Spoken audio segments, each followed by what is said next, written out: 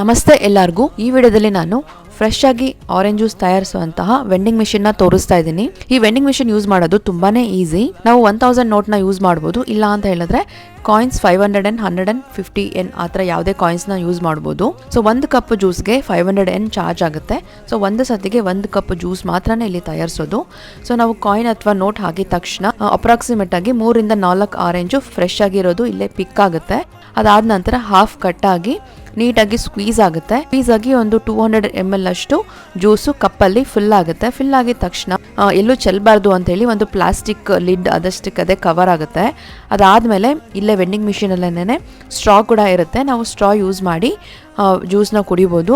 Process ಅಂತೂ ತುಂಬಾ easy. ಹಾಗೇನೆ ಜ್ಯೂಸ್ ಅಂತೂ ತುಂಬಾ ಸ್ವೀಟ್ ಆಗಿರುತ್ತೆ. ಎಲ್ಲೂ ನೀರು ಅಥವಾ ಸಕ್ಕರೆ ಮಿಕ್ಸ್ ಮಾಡಿರೋದಿಲ್ಲ. ತುಂಬಾ ನ್ಯಾಚುರಲ್ ಅನಿಸುತ್ತೆ.